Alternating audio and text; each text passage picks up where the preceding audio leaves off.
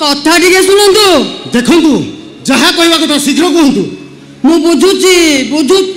आज तुम भाईर चतुर्थी भोजी संध्या बेला को बहुत गुरुत्वपूर्ण व्यक्ति माने वीआईपी माने आसीबे तुम्हें बहुत कर्म व्यस्त लगुच आ सब तो बुझुछंदी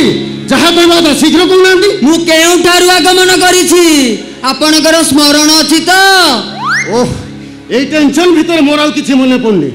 अच्छा नना गोसी आपण कोठु आछंदी आम्बे भार्गवपुर ग्राम रु आगमन करिछु मो ना श्रीजुक्त मकर ध्वज मिश्र आमे माने भरद्वाज गोत्री आम वंशर इतिहास कहे महाराज ददाजी केसरी 1100 वर्ष पूर्व देखु आपणकर वंशावली वंशर इतिहास शुणा को मो पाखे आदौ समय नहीं खाली बड़ भाई कहले बोली मु आपन को समय दूची तापर आपण भागवपुर ग्राम रु आछंती जोठी हमर गोटे फार्म हाउस अछि जहाँ कहवा कथा शीघ्र कहतु तुमे बहुत कर्म व्यस्त अछ एहा मु मो आत्मार सह अनुभव करूची हेले मोर आलोचना अत्यंत गुरुत्वपूर्ण देखंतु जदि गुरुत्वपूर्ण आलोचना करियर अछि अल्प समय भीतर सरीबनी आज रातिटा हम घरे रहि जातु खाइबा पीबार किछ असुविधा होबनी काली मु आपन सहित कथा बार्ता होला है ना ना ना ना देखंतु शक्ति बाबू घरे मोर बहुत जंजाल घरे मोर कलह प्रिया पत्नी 5टी संतान मध्यरु कनिष्ठ संतानटी 1 सप्ताह व्यापी रोगाग्रस्त जेते प्रकार असुविधा हेले भी आमको गृह को प्रत्यावर्तन करने को हम तुम्हें आम बहुत व्यस्त अच्छु देखु आपण घर कथा जंजाल कथा मो सहित पर आलोचना करेंगे जहाँ कहवा कथा शीघ्र कहतु मु मोर परिवार विषय आलोचना न करी एबे दुखीराम द्विवेदी विषय कहूँ कौन कहले आपण विषय किसी कहबेनी ना ताहले मु टोटल आपण को समय दे परिबेनी ना ना ना सत्य आउ देखो रागंतुनी मधुमेह रक्तचाप व्याधि आक्रांत हेबे चाहूछंती जदि मु मोर वक्तव्य संक्षिप्त प्रकाश करी जहाँ कहवा कथा शीघ्र कहतु देखंतु शक्ति बाबू आपण जेते सहजरे कथाटा कहछन सेते सहज नुह चाहूछंती जदि मु मोर वक्त आपण फार्म हाउस थिया मैनेजर को विषय किसी आलोचना करियो चाहूछ ओह कि विचित्र लोक आपण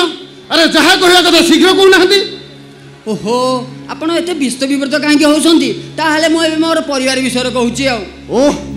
आ मुख व्यथा दियंतु नहीं जहाँ कहवा कथा शीघ्र कहतु ताहाले मु मोर संक्षिप्त वक्तव्य आरंभ करिवि मु देखुची आपण मो मुंडटा खराब कर देबे अरे जहाँ कहवा कथा शीघ्र कहउनाहंती ताहाले मु मोर एठी वक्तव्य आरंभ करिवि अरे जहाँ कहवा कथा शीघ्र कहतु मु आज्ञा कहूची आपण फार्म हाउस रो मैनेजर आपण फार्म हाउस पूरा खोल कर सारिलानी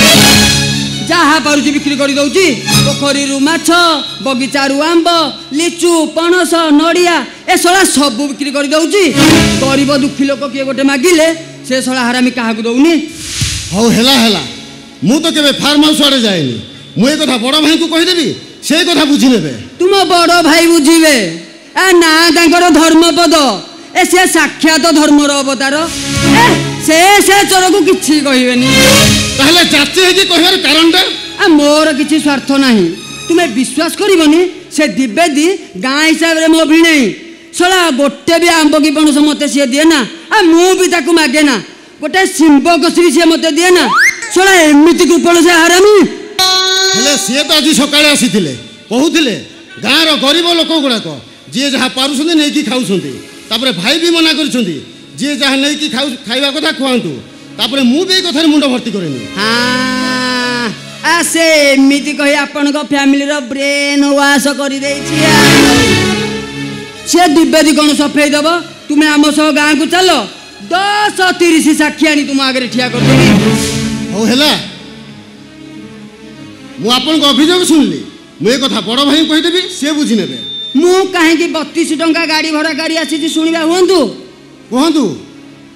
आपण विश्वास करिवेनी से दिव्यदी मो भिणे एबे दोलपु नहीं गला दधिबा मन जीव ठाकुर प्रति वर्ष मो घर को भोग खाइबा को आसन मु कहली ठाकुर पाखे भोग लागिबो गोटे श्रीफलटे दियो सी मो भिणे आ मु ता शालक ए रोक ठोक मना कर देला मोर आगे 2 बस्ता नड़िया बेपारी की बिकी देला कहली ना ए अन्य बर्दाश्त करी हबनी ए कथा बाबू को घर आगे पकेबा को हबो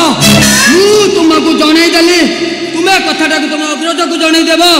ସେ ଏହାର ବିହିତ ପ୍ରତିକାର କରିବେ। ମକରାନା, ହଁ କୁହନ୍ତୁ। ଆପଣ ଟିକେ ରାଗ ଶାନ୍ତ କରନ୍ତୁ, ନହେଲେ ରକ୍ତଚାପ ମଧୁମେହ ରୋଗ ସବୁ ବଢିଯିବ। ଏ ଘଟଣା ଘଟିବା ପରଠାରୁ ମୁଁ ନିଜକୁ ଆଉ ସଂଯତ କରି ରଖିପାରୁନି। ଆଚ୍ଛା ମକରାନା, ନଡ଼ିଆ ଗୋଟାକ ଦାମ କେତେ ଟଙ୍କା ହବ? 10 ଟଙ୍କା କି 15 ଟଙ୍କା ହବ।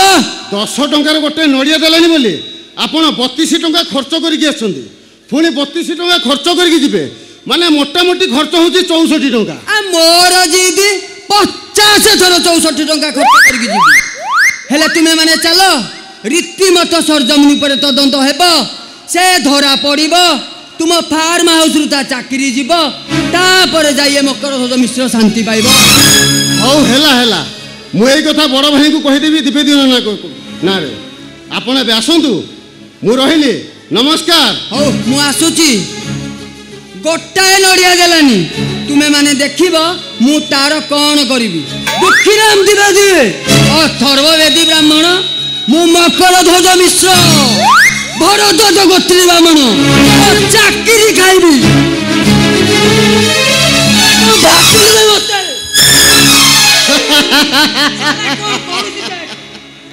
10 ଟଙ୍କାରେ ଗୋଟେ ନଡ଼ିଆ ଦେଲାନି ବୋଲି ଇଏ ଆସିଛି 65 ଟଙ୍କା ଖର୍ଚ୍ଚ କରିକି ବଡ଼ ଭାଇ ନାଁରେ ବଡ଼ ଭାଇଙ୍କୁ ଅଭିଯୋଗ କରିବା ପାଇଁ। ଏଇଟା ପୁରା 100ରୁ 100 ବ୍ରାହ୍ମଣ, ପୁରା ଦୁର୍ବାସା। ନା ଏଇଟା ଇତିହାସର ବିଷ୍ଣୁ ଶର୍ମା ଚାଣକ୍ୟ।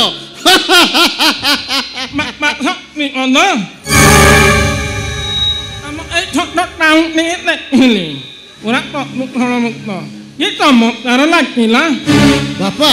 ଏଇଟା ଆମର ଗାଁ ନୁହେଁ କି ସହର ନୁହେଁ, ମୋଟାମୋଟି କହିବାକୁ ଗଲେ ଗାଁର ସବୁ ସୁବିଧା ମିଳେ,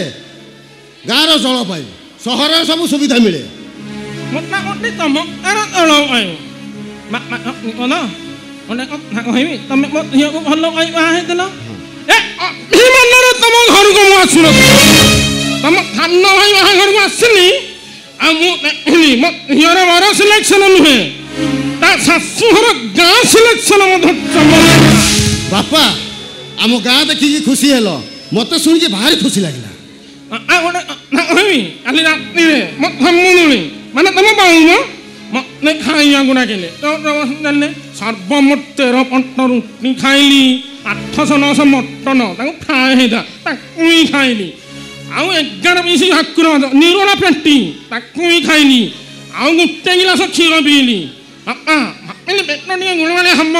ହେଲେ ସକାଳେ ଯାଇ ଦେଖିଲି ଲାଟିନ୍ ଗୁଡ଼ା ଡାଇଜେଷ୍ଟ ନୁହଁ। ସତ୍ୟ କଥା ଗୋଟେ କଥା କହି, ତମ ଗାଁରେ ମୁଁ ଭାବୁଛି କିଛି ଦିନ ରହିଯିବି। ଆପଣ ରହୁନାହାନ୍ତି, ଆପଣଙ୍କୁ କିଏ ମନା କରୁଛି? କଥାଟା କହିବାକୁ ଖରାପ ଲାଗୁଛି, ହେଲେ ଉଚିତ ମନେ କରୁଛି।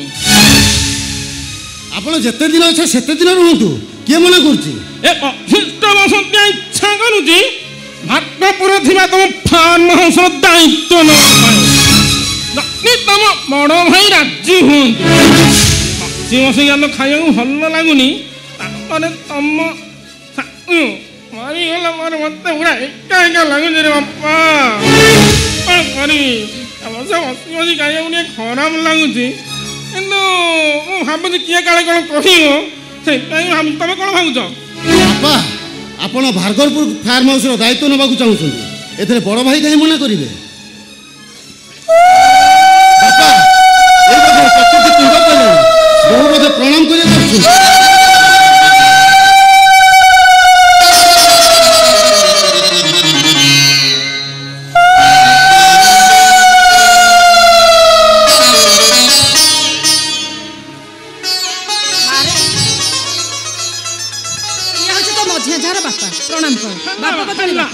ମୁଁ କଲ୍ୟାଣ କରୁଛି ମା,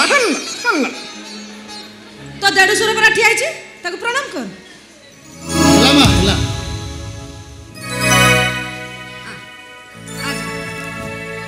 ବୋହୁ, ବୋହୁଙ୍କୁ ଭିତରକୁ ନେଇ ଯାଉଛୁ, ବୋହୁ କ'ଣ ବାପା କ'ଣ ବୋହୁର ମୁହଁ ଦେଖିବେନି? ଆରେ ତୁ ପରା ଦେଢ଼ଶୁରଟା ଠିଆ ହେଇଛୁ, କେମିତି ଦେଖିବେ କହିଲୁ ମୁହଁ? ଆରେ ଅନ୍ନ ଆଉ ଶୁଣେନି, ମୁଁ କ'ଣ ତା ମୁହଁ ଦେଖିନି? ହଉ ତୁ ଘର ଭିତରକୁ ଯା। ସମୁଦି, ଏଇ ଦେଖ ମୋ ବୋହୁର ମୁହଁକୁ ଦେଖ।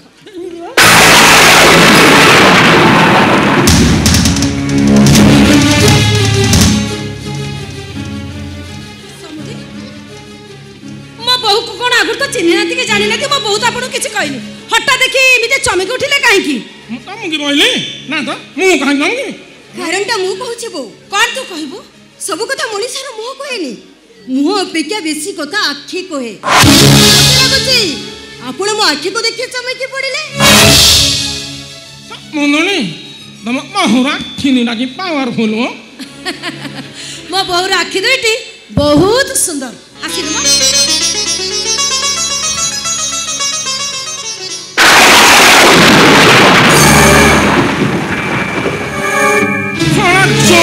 ରାତି ହେଇଠି ବାଘ ଜୀବନଟା ଏଠି କେମିତି ସେଟ ହେଲା ବେ ଆଜ୍ଞା ନମସ୍କାର କିଏ ରେ ତୁ ଆଜ୍ଞା ମୁଁ ଅତିଥି ଅତିଥି ଯଦି ଏତେ ଜଲ୍ଦି କେମିତି ଆସିବ ସନ୍ଧ୍ୟା 7ଟା ପରେ ସବୁ ଖାଇବା ପିଲା ହେଲା ବେଳେ ଆଜ୍ଞା ନାଇଁ ନାଇଁ ନାଇଁ ନାଇଁ ନାଇଁ ଆପଣଙ୍କ ଭାବନାର ମୁଁ ସେ ଅତିଥି ନୁହଁ ଆଉ ମୁଁ ଅତିଥି ଡାକୁଆ